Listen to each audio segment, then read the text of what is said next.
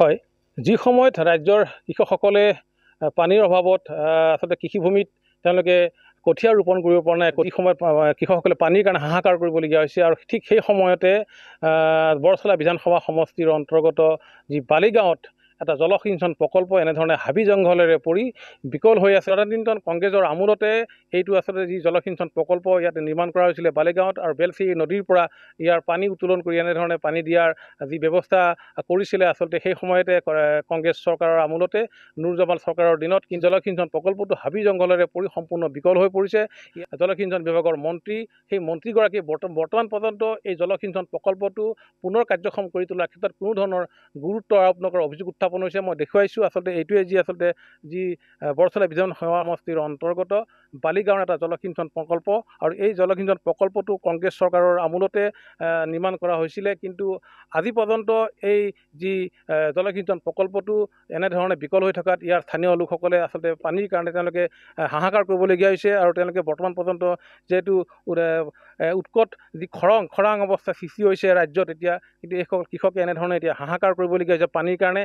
তেওঁলোকে পথাৰত ধান ৰুব পৰা নাই, কঠীয়া লগাব পৰা নাই। মই দেখুৱাইছোঁ আচলতে ইয়াৰ যি বেলচি নদীৰ পৰা এনেধৰণে পানী উত্তোলন কৰি যি জলসিঞ্চনৰ ব্যৱস্থা কৰা হৈছিলে, কিন্তু এই প্ৰকল্পটো বৰ্তমান পৰ্যন্ত এনেধৰণে বিকল হৈ পৰি আছে। আজি পৰ্যন্ত এই জলসিঞ্চন প্ৰকল্পটো কাৰ্যক্ষম কৰি তোলাৰ ক্ষেত্ৰত কোনো ধৰণৰ বৰ্তমানৰ যিগৰাকী জলসিঞ্চন বিভাগৰ মন্ত্ৰী অশোক সিংঘালে কোনো ধৰণৰ গুৰুত্ব আৰোপ নকৰাৰ অভিযোগ উত্থাপন কৰিছে। মই দেখুৱাইছোঁ, মোৰ লগত স্থানীয় লোক আছে, মই তেওঁৰ ওচৰলৈ যাবলৈ বিচাৰিম। কি ক'ব দাদা, আচলতে কিমান দিনৰ পৰা এই প্ৰকল্পটো এনেধৰণে ইয়াতে বিকল হৈ পৰি আছে? 2011 পৰা এনেকুৱা পৰি আছে। 2011 পৰা এতিয়া 26 চলি আছে, এতিয়া 25 চলি আছে। এতিয়া ৰাইজৰ কিমান সুবিধা হ'লে হয়, এতিয়া জলসিঞ্চনৰ কাৰণে আমাৰ ৰাইজৰ কিমান সুবিধা হ'লে হয় চাওকচোন। আপোনালোকে চাওক কিমান খেতি পথাৰ আছে মানুহৰ, কিমান ধানটো লগাব পৰা নাই। নাই ধান লগাব পৰা নাই, এয়া চব শুকাই আছে, মাটি পানী নাই।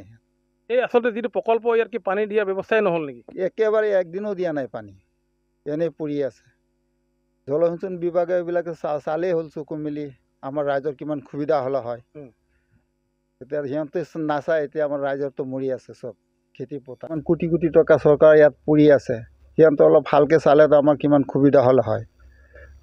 বৰ্তমানৰ মন্ত্ৰীগৰাকীয়ে এই ক্ষেত্ৰত কোনো ব্যৱস্থা লোৱা নাই নেকি? নাই, লোৱা নাই। অশোক সিংঘালেও কোনো ব্যৱস্থা লোৱা নাই, এদিন আহি পেলাই চোৱাও নাই। মন্ত্ৰীগৰাকী ইয়াত অহাও নাই? অহা নাই, চোৱাই নাই।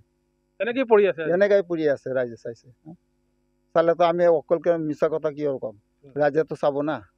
ইয়াৰ ভিতৰত যি মেচিন টেচিন চব মামাৰে ধৰিছে, ইয়াৰ জংকাৰ মংকাৰ লাগি আপোনাৰ চব পৰি আছে, লিক চেক হৈ গৈছে। এতিয়া নদীত যেতিয়া আছে বলকেইটা সেইকেইটা হৈছে খুলি গৈ আছে। আৰু ইয়াৰ যিবিলাক ড্ৰেইন বনাইছিলে, নলা বনাইছিলে, সেই নলাবিলাক হাবি জংঘলে ভৰি পৰিছে। হাবি জংঘলে ভৰ্তি হৈ একদম নলা চব ফাটি ফুটি গৈছে, চব ভাঙি গৈছে, চব ভাঙি গৈছে, জাহা তাহ পৰি আছে। আপোনালোকে চাওক চব কৰি। এইটো কোন জেগা? এইটো বালিগাঁও ঢেকীয়াজুলি হয়, বৰচলা সমষ্টি। হয়, আচলতে অতি দুখ আৰু পৰিতাপৰ কথা। কোটি কোটি টকা ব্যয় সাপেক্ষে নিৰ্মাণ কৰা জলসিঞ্চন প্ৰকল্পৰ আজি এনেধৰণে উৱলি যাবলৈ ধৰিছে। ইয়াৰ যি পকী নলা বনাইছিলে জলসিঞ্চনৰ পানী বৈ যোৱাৰ কাৰণে, আচলতে সেই নলাও আচলতে এতিয়া জহি খহি হাবি জংঘলেৰে পৰি আচলতে ধ্বংস হ'বলৈ ধৰিছে। মই দেখুৱাইছোঁ যি আচলতে পকী নলা, এই নলা এনেধৰণে হাবি জংঘলেৰে ভৰি পৰিছে, ভাঙি উৱলি যাবলৈ ধৰিছে।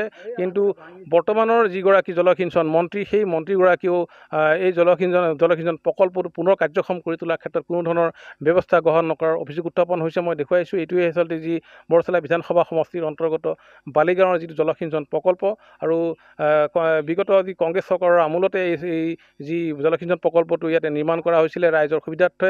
কিন্তু এই যি কোটি কোটি টকা ব্যয় সাপেক্ষে নিৰ্মাণ কৰা প্ৰকল্পটো এনেধৰণে বিকল হৈ আজি এনেধৰণে জহি খহি যাবলৈ ধৰিছে, যাৰ ফলত ইয়াৰ কৃষকসকলে এতিয়া পানীৰ কাৰণে হাহাকাৰ কৰিবলগীয়া হৈছে।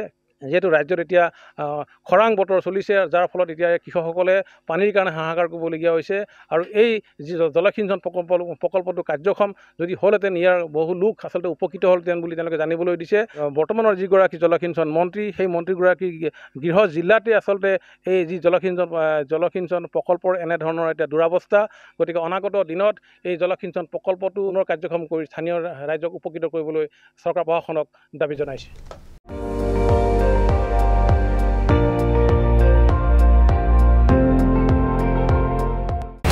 আপুনি চাই আছে ND24, সৰ্বশ্ৰেষ্ঠ নহয়, সৰ্বোত্তমৰ দৌৰত।